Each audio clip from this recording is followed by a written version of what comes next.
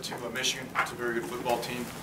We've got really good players, and coming into the game, they were playing as good as probably anybody in the country. And, you know, to play a team like that, you got to play, you know, almost perfect football. And we made, you know, some mistakes in all three phases of the game that let that score get the way that it did. But really proud of our guys, the effort, the attitude, the fight, and you know, we just got to keep working and keep getting better, and we will. So with that, I'll go ahead and open up for questions.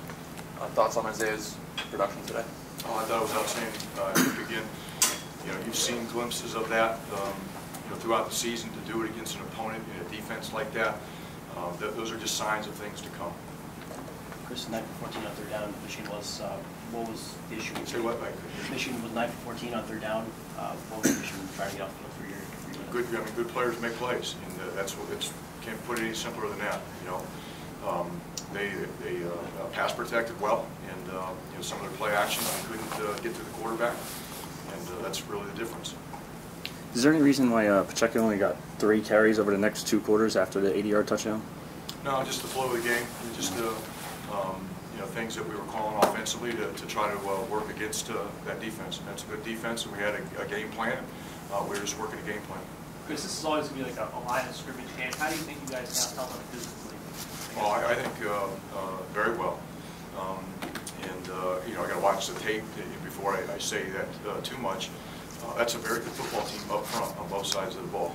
They're big, they're strong, they're a veteran group, and I thought we battled exceptionally well. It's unfortunate we gave up the long run at the end, 61-yard run. We misfit a run.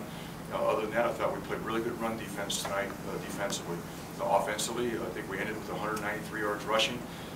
You know, that's one of the best rushing performances we've had in a long, long time against a team of that quality. So I'm pleased, you know, with what I felt I saw, you know, from the sideline, but I got to watch the tape first. How do you get the passing game on the level of the rushing game? Well, you know, until tonight, our rushing game has been an issue. You know, that's part of, you know, the issues in the pass game. But you play a team like this, they can rush the passer, they play press coverage. It's a tough combination when they do that. They've got the best pass defense in America. I think if you look at the stats, we're one of them. And you know, passing the ball against these guys is going to be tough. We can't stand back there very long and protect against that defensive line. And it's tough to get open against their DBs the way they play. We do need to continue to work it. We will. It's an area of emphasis for our whole offense, and we got to get better. Was it an issue that a couple of screen passes early on that dropped or just didn't connect? Did that kind of get you guys off schedule? Maybe allow them to there were some plays early in the game that we felt like we could take advantage of and make. We didn't, unfortunately, but we thought they were there. And again, we got to go back and watch the film, but it just felt like we had a couple opportunities that we didn't capitalize on. This Avery Young, he had a big stop on 4th down at the pass breakup. How much progress has he made, I guess, from when he started to now? Oh, a ton. I absolutely love the kid. I think a lot of our young players have made a ton of progress from the first time they've been playing, but the first game for Avery was against Ohio State. You know, he got beat several times in that game. Tonight, you know, he defended several passes, gave up the 1 touchdown to a really good receiver, but you know, I love Avery. He's getting better every week, and it's because of his attitude and his preparation. He's a competitive guy, and can't say enough good things about him. Take 2 more questions.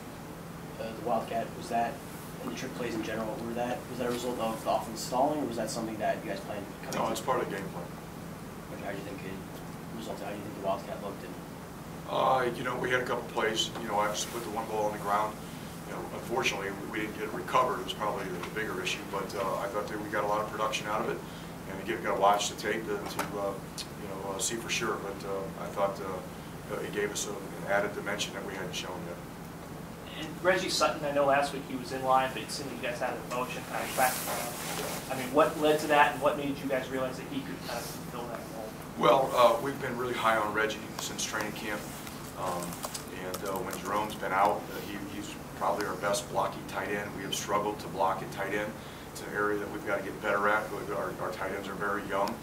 Reggie's a lot bigger than those guys. He's got pretty good feet and athletic ability. So we're trying to find a role for some players that can help us improve and get better, and that's really what he's done. He's